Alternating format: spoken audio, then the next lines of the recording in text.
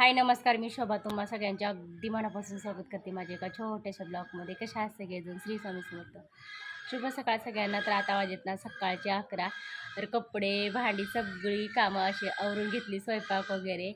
चला पोरं गेलेत, माऊली गेलाय आजी आणि बापू बरोबर ना गावाला गेलाय. तर अक्षता गेले बघा बाहेर. तर माझा परत एकदा डबल स्वयंपाक चालू झालाय. तर का कशासाठी ना सांगते, पुढे सांगणारच आहे. तर असं घरात बघा मोकळं मोकळं वातावरण वाटतं, अगदी शांत शांत. तर माऊलीचे पप्पा पण गेलेत ना गॅस भरायला.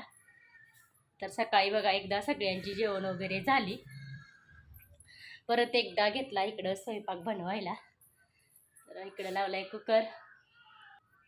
सगळी देवपूजा, उंबरट्याचं पूजन वगैरे, कपडे, परत एकदा स्वयंपाक, असं सगळी कामावरून ना. तर चाललंय अजून एकदा स्वयंपाक. तर सांगते सगळ्यांची जेवण वगैरे झाले ना. तर इकडं बघा असं थोडंसं कणिक ठेवलेली मी मळून. सकाळच्या चपात्या बनवलेल्या ना, त्यातलीच अशी थोडीशी कणिक ठेवलेली. आणि इकडं असं चपात्या बनवलेल्या सकाळच्या जेवणासाठी 5-6 चपात्या बनवून घेतलेल्या. आणि इकडे हे जे शेपूची भाजी आहे ना, रात्री बनवलेली, तर तशीच भाजी राहिली होती. आणि शेवग्याची शेंग पण अशी जशीच्या तशी राहिली होती. अगदी थोडंसं जेवण केलं तर सगळ्यांनी. आणि बघा म्हणलं सकाळी पण मला गडबड होती ना कामाची. तर म्हणलं चला भाजी नाही बनवली, 5-6 चपात्या बनवल्या आणि सकाळची थोडीशी कणिक राहिली ना, तर हे इकडं ठेवलंय. तर बघा माऊलीला दुखं झाले होते ना, तर ते निघालं होतं देवाचं. तर चला म्हणलं देवीला निवद नारळ करायला द्यायचे. तर मी इकडं कुकर लावलाय, डाळ शिजवली आणि इकडं म्हणलं तर असा भात बनवलाय. असा भात बनवून ठेवलेला आहे आणि इकडे डाळ आणि थोडेसे बघा निवद बनवण्यापुरती ना अशी कणिक ठेवलेली. तर चला आता बराच स्वयंपाक अजून शिल्लक बाकी आहे, तर घ्यायचं आहे बनवून. चला झालं एकदाचं डाळ शिजवून. अगदी कुकरला 2-3 शिट्ट्या लावल्या होत्या बघा. नवीनच कुकर आणि हा कुकर मी कधीच वापरला नव्हता, तुम्हाला गेल्या व्हिडिओमध्ये मी सांगितलेलं. तर ही दुसरीच वेळ आहे माझी कुकर वापरायची. तर असं 2-3 शिट्ट्यात ना लगेचच डाळ शिजली. आणि 2-4 वेलदोडं टाकलं होतं ना, अगदी खूप सुगंध वास सुटला होता ना पुरणाचा. तर खरंच खूप छान पुरण पण झालं होतं. असं बघा कांदा, कोथिंबीर आणि आज आमटीसाठी मी ओलं खोबरं वापरलेलं.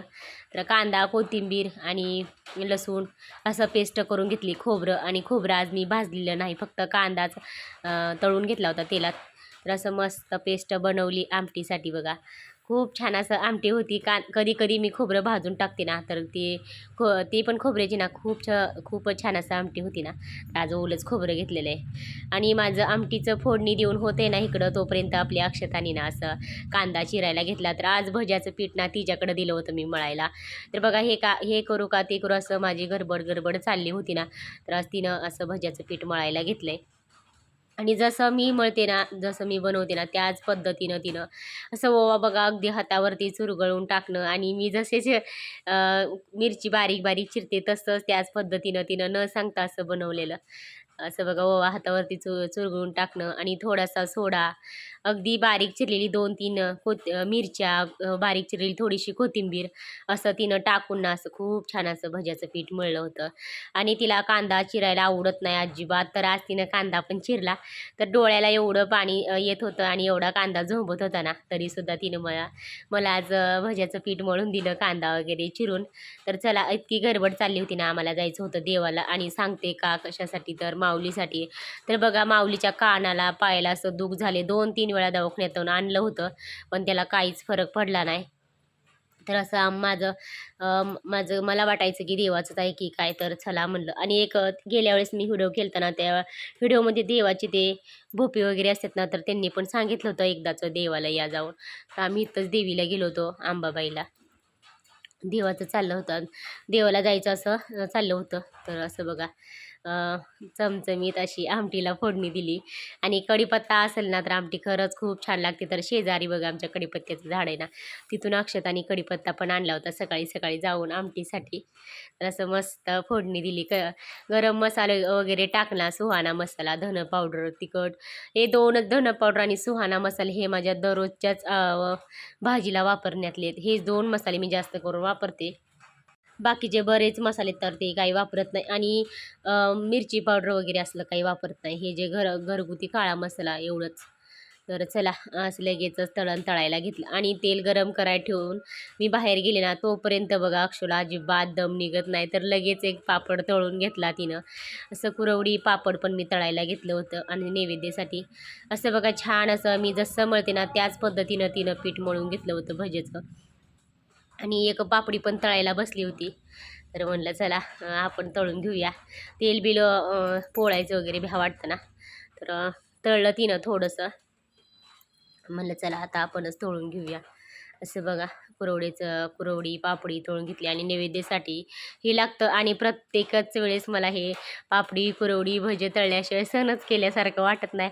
आणि प्रत्येक वेळेस मी असं अगोदर भरपूर असं तळत असते आणि पोरांना पण अक्षताला माऊलीला भरपूर असं तळण खायला आवडते ना. तर बघा अगोदर मी तळून घेतलं आणि पोळ्या नैवेद्य अजून बाकी शिल्लक आहेत. तर फक्त भात आमटी असं झालेले माझं भजे वगैरे बनवायचे. आणि बघा भजे तर ना असं खूप छान असं भजे झाले होते. आणि जसं मी बनवते ना त्याच पद्धतीनं तिनं पीठ मळलेलं होतं. आणि अगदी अगदी वास तर एवढा सुगंध सुटला होता ना, खरंच खूप छान असं वास सुटला होता. असं मस्त भजे बनवून झाले होते. तर बघा आज भरपूर अशी आज रविवार आहे, सुट्टी आहे ना, तसं भरपूर असं कामासाठी मदत केली होती मला. तर असं परत नैवेद्य बनवायसाठी बघा तिनं गोल गोल उंडे पण करून दिले, त्याच्यामध्ये पुरण वगैरे भरून. आणि बरेच थोडेसे लाटून दिले, थोडेसे उंड भरून दिलं. आणि मी लगेच मग भाजायला बसले. थोडेसे लाटून घेतले आणि थोडंसं लगेच भाजायला बसले. आणि बघा असं पुरणाचे पोळे होतात ना, अगदी खरंच मऊ लुसलुशीत खूप छान असं पोळ्या होत्या होत्या. अगदी 5 ते 6च मी पोळ्या केल्या होत्या. थोडंसं पूर्ण शिल्लक राहिलं होतं ना, तर त्याच्यात ह्या पोळ्या बनवून घेतल्या संध्याकाळच्या जेवणासाठी. आणि चला लगेचच नैवेद्य भरून घेतला. परत ना एवढंसं आबाळ भरलं होतं ना बघा, आता 4-4:30 वाजल्या होत्या. मी सकाळपासून आवराआवरी करत होते. पण माऊली गेला होता ना गावाला आजोबा बरोबर. तर यायला ना बराच उशीर झाला होता. तर बघा असं भात आणि बघा मला परत तेवढं सगळं कामं करून परत मला नैवेद्य भरू लागायसाठी पण बसली होती आपली अक्षू. आणि हे जे बघा देवाला जायचं आवराआवर करायची होती ना, ते पान सुपारी असं सगळं मी माझं चाललं होतं घ्यायचं. हे करू का ते करू असं काही कळतच नव्हतं. असं कुठं जायचं असं काय करायचं म्हणलं ना, एवढी गडबड होती ना, कोणतं काम करू आणि बघा आत्या मला आठवण करून करून देत असत, हे घे ते घे. तर चला एकदाच चाललो आम्ही सगळेजण मिळून. आणि वाटत जाताना बघा एवढी जी खूप छान असं फुलं होती ना, असं वाटायचं उतरूनच घ्यावं. एवढी छान फुलं असं जास्त आता दिसणार नाहीत, पण खरंच खूप छान असं फुलं होती. आणि बघा तिथं गेलो ना एकदाच एवढीशी फजिता झाली ना. अशी एवढीशी माकडे आहेत ना, भरपूर सारी माकडे आहेत. अक्षरशः बायकांच्या हातातनं पिशव्यासुद्धा घेऊन जातात. मला तर एवढी भीती वाटते ना, बापरे लय भीती वाटते. आणि माझ्यावरचं म्हणलं तर अक्षता आणि माऊली एवढी बगल तिकडं अशी सगळी माकडं. आणि बघा शेवटी एका बाईच्या हातातली ना पिशवी घेतली, ओटीचं सामान वगैरे होतं, नारळ ब्लाऊज पीस असं होतं ना, तर शेवटी घेतलंच. आणि मला घ्यायची होती ना केळी देवासाठी, तर परत मी केळी घेतली. आणि हे जे तांब्या म्हणलं असतात तुम्ही, तर तांब्या ना देवासाठी पाण्यासाठी मी घेऊन आलेली. आणि अक्षताचं चाललं होतं असं की मम्मी आजीने आणि तू मॅचिंगच साडी घातली. तर खरंच तसंच झालं होतं. आत्या सकाळीच गावाला गेले होते ना, तर ती साडी आणि मी पण तेच साडी घातली. असं ठरवून वगैरे काहीच नाही बरं का, पण मी असं सहज साडी घातली होती. बरेच दिवस झाले होते ना मला ती साडी घालून, तर म्हणले असं सहजच घातली होती. तर चला आलो एकदाच. असं बगल तिकडं तिकडं इतकीशी माकडं होती ना, बापरे भरपूर. असं जिकडं बगल तिकडं लटकतच होती. आणि माऊलीचं असं चाललं होतं की मला धरून धरून चालायचं. आणि बघा मंदिरात गेलं की माझ्या पुढे पळतच गेला. एवढं जर भीत होती ना लेकरं माकडाला, तर बापरे लईच भीत होती. तर आम्ही प्रत्येक वेळेस येतो ना मंदिरात असं यात्रेला वगैरे, तर भरपूर अशी गर्दी असते ना, अगदी अक्षरशः पाय ठेवायला सुद्धा जागा नसतो मंदिरात, एवढीशी गर्दी असती. पण आज इतकं निवांत आणि इतकं शांत होतं ना मंदिरात, अजिबात गर्दी वगैरे काहीच नव्हती. आणि आम्ही असं बरेच जण येत होते जात होते ना, तर अजिबात गर्दीच होत नव्हती. आणि आम्ही पहिलं येत होतो ना, म्हणजे असं जत्रेच्या वेळेस आले ना दसऱ्यात म्हणा, तर अक्षरशः एवढी गर्दी असते ना, श्वास पण घेता येत नाही. एवढं असं कोंडल्यासारखं होतं. तर आज सगळं निवांत एवढं छान दर्शन झालं ना, खरंच खूप छान वाटलं. आणि असं वाटायचं देवापाशीच बसावं, उठूच नाही 1 तास 2 तास, असं वाटायचं तिथंच बसून राहावं तास 2 तास, एवढं छान वाटत होतं ना. आणि एकदाचं दर्शन वगैरे सगळीकडनं बघा घेऊन झालं ना, तर परत 5 परड्या भरल्या. मी जे घरनं मीठ पीठ नेलतं ना त्याच्याच 5 परड्या भरल्या. नैवेद्य वगैरे सगळं नेलं होतं. आणि बाहेर बघा नारळ फोडायला गेलो ना असं एवढं तिथून एकदा जाऊन मी माघारी आले. काही असं जाऊच वाटेना, असं एवढी माकडं होती ना, असं अचानकच पळत पळत येऊन ना मागणं धरत असतात. तर बघा असं आम्ही दोघं परत एकदा नारळ फोडायला गेलो ना तर परत एकदा अक्षता आमची मागं आली होती ना, तिला बघा अचानकच एका माकडाच्या पिल्लानं येऊन ना लगेचच धरलं होतं. एवढी ओरडत होती ना, काय करावं काय कळत नव्हतं. एवढी लेकरांनी फजिता केली, बापरे लय गोंधळ केला लेकरांनी.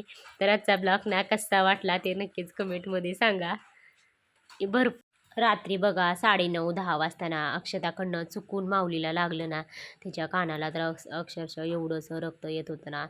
आणि त्याचं बघून बघा मला पण रडू येत होतं. काय करावं काय कळतच नव्हतं. असं त्याला एवढा त्रास होतो ना. आणि बघा पायाचं आणि ते कानाचं ना थोडंसं कुठं कुणाकडून लागलं ना तर एवढं रक्त निघतं ना. आणि त्याला काय करावं ते कळत नाही. एवढं रक्त आणि एवढंसं त्याला त्रास होतो ना, काय करावं आणि काय नाही सुचतच नाही. तर बघा औषध गोळ्या ते पण चालूच आहे ना, तरी पण त्याला फरकच नाही पडला. आणि आम्ही जे गेलो होतो ना देवाला तर त्याच्यासाठीच गेलो होतो. नैवेद्य नारळ करायचं होतं ना तर त्याच्यासाठीच केलं होतं ते पण.